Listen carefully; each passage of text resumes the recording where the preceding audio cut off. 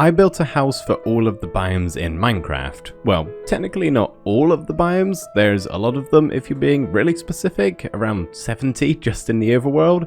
So instead I grouped them together into 18 main biomes and built all of them their very own house. And the bonus is, I made a build tutorial series out of it, so if you like the look of any of these houses and want to put it together in your own world, you can. There will be links to all of them in the description down below. First up is the desert biome house. Now I should start by saying that most of these houses are built with blocks that are actually found in the biome that they're made in, allowing for easier resource gathering in survival mode and just generally making the house that bit more suited to its specific biome. The desert house, however, is one of the anomalies here, as there isn't really anything else around other than sand. Whilst this build is mostly sandstone, I feel it did need that contrasting block so it didn't just blend in fully with the surroundings. So of course, I went with trusty spruce. You never really can go wrong with that. For our second house, we have the Tundra biome. Now this is technically not a biome anymore, instead it's now referred to as snowy plains,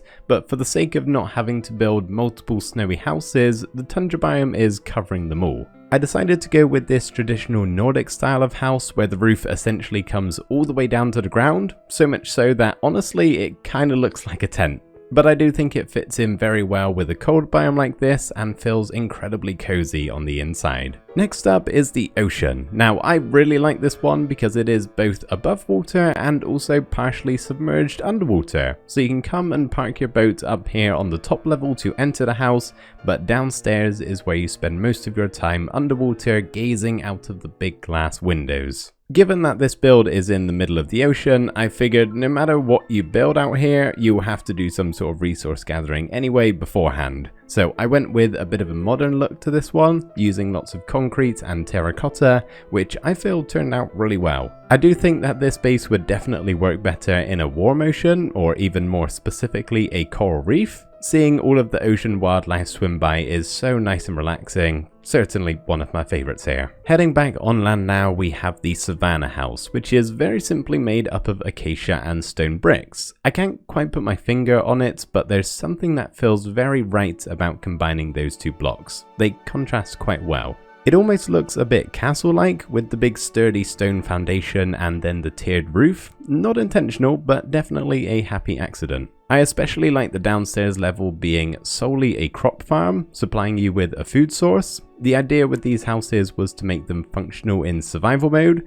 They're all starter houses to some degree. Some are pretty big that would take you multiple in-game days to build, and some you could whip up before you even need to dig a hole into the wall for shelter. This next house, for example, you could piece together fairly quickly. It's everybody's favorite wood type, birch. Now, the Birch Forest biome is actually a really nice biome, but the wood is slightly more controversial. Not many players are big fans, and I get that honestly. I really like it in some cases, but I usually like to use it more as an accent block instead of it making up most of the house. I did have to branch out a little bit with the roof and use some oak in there, otherwise it would have been a birch overload, but thankfully where there are birch trees, oak trees are never too far. Now we're heading off into the ocean again, but this time stopping off at a mushroom island where I've built this adorable tiny mushroom house. So this build does contradict itself a little bit. It's set up to be used as a starter house, but the materials are definitely not starter materials.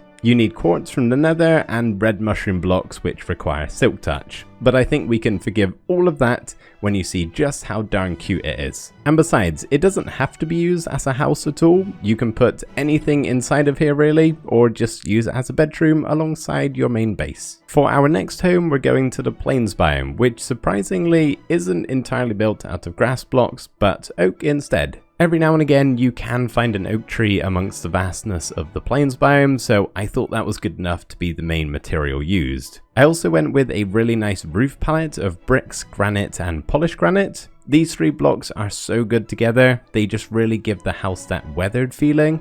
Dripstone can easily be blended in with them too, but unfortunately it doesn't have stair variant, so instead I used it as the base of the house, which I think looks pretty cool too. I'm sure I could have lumped the ice spikes biome in with the tundra lot, but I had a cool idea so decided to give it its very own build.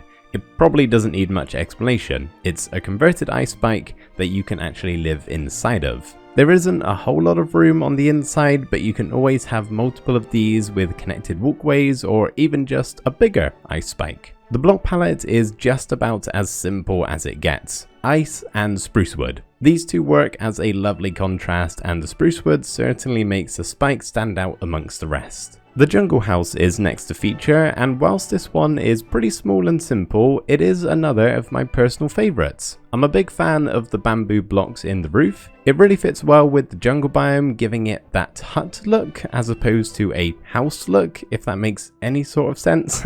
There's also a small farm out the back of this one too, so you've got a small food source as well. For the 10th house, we are taking a trip to the forest biome, where you can find both oak and birch trees in abundance. So that is exactly what I've made this house out of, with a little bit of brick in there too, as you can find clay nearby virtually any biome. The birch is used as the roof block, and it's much less abrasive than being the main block in a build. I've used a lot of barrels in this house too. Not only do they look really nice with their multiple textures, but also have the functionality in that you can open them up and use them as storage too. The swamp house is going to be covering both the regular swamp as well as the mangrove swamp, leaning a bit more towards the mangrove as it's built out of mangrove wood and mud bricks for the most part. This one is set up on stilts in the water, so keeps you safely away from any mobs that might be lurking in the darkness of the mangrove trees. On the other hand, if you don't want to live in the middle of the murky water, you could very easily take away the stilts and just plop this house straight onto the land.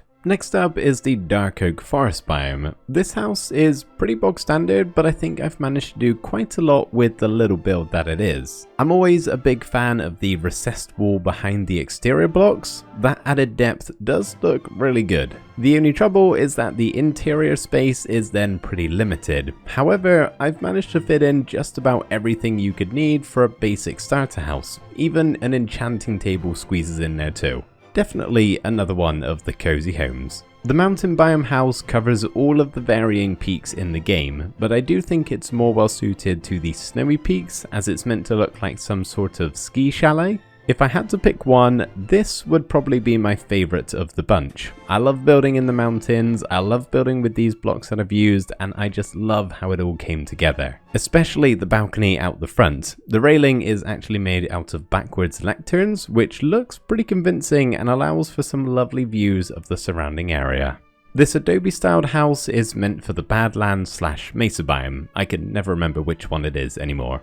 Either way, it's simply made up of terracotta and oak wood, both of which are found here in this biome. I decided to use regular terracotta, but you could easily switch it out for another dyed version if you wanted something with a bit more colour. The only thing I would recommend is picking a different terracotta colour to the one that you're going to be building on top of. As you can see, the ground here is covered in orange terracotta, but you can imagine if it were the same blocks as the house, it might blend in a bit too much with the floor. Our next home also features a little bit of terracotta. This time it's bright yellow though. This is the Flower Forest house, which probably could have shared the same house as the regular forest, but I thought it would be a good opportunity to do something a little bit different. It's essentially just a small house with an attached greenhouse, which seemed pretty perfect to be set up in a flower forest biome. I know it might seem like a bit of a pain to get the yellow terracotta until you remember that clay can be smelted into hardened clay, aka terracotta, and since there isn't too many blocks of it in the build, you should be able to find enough in the surrounding rivers and lakes to give the house that lovely splash of colour. Although the beach biome is kind of small compared to the others, I do think it's a pretty popular one and lends itself nicely for a specific house that's unlike the rest. We've got a small house placed on top of a platform with support stilts, like you might see in real life by a beach. Of course, that's because of the tide coming in and out, which doesn't happen in Minecraft, but it gives the right effect. Similarly with some of the other houses, this biome doesn't have much to offer in the way of resources. Beaches can be beside most biomes, so it really just depends on what's nearby. Because of this, I went with a mix of spruce, jungle and oak. Thankfully, all of those are fairly common, so it shouldn't be too hard to gather all of the blocks. Our penultimate house is the new cherry blossom biome, which I gotta say is one of my favourite biomes in the game now. The ambience walking around here is unmatched with anything else. The grass colour, the falling petals, the fallen petals on the ground, and just generally everything. It's a nice place to set up camp. For this build, I decided to go for a Japanese-inspired house, which is probably most obvious in the roof shape. It's not the biggest nor the most grand of all of the houses, but it is rather quaint, I would say, and would work as a lovely starter house in this beautiful biome. Now, I've built this in the old growth spruce taiga as I love the big trees and the podzol, generally another one of my preferred biomes. But of course it could easily cover all of the other taiga variants. My favourite part of this house is definitely the roofs, not only the use of hay bales so it looks like thatch, but also the detailed points of them where they all meet at the top of the A-frame. That X shape that I've created just feels like it belongs to the Vikings. Not only that, but the inside is certainly one of the best, probably because it's got the most room. But I've managed to fit in all of the essentials, even a very small enchanting room, without taking anything away from the aesthetic. All in all, another one of my favourites. So there we go everybody, that was 18 houses made specifically for all of the main biomes in the game. I really hope you enjoyed watching, thank you ever so much for doing that, and of course don't forget to check out the tutorials for all of these builds in the description down below. And of course, let me know in the comments which one of these biome houses was your favourite, I'd love to know. Thank you again for watching, bye for now.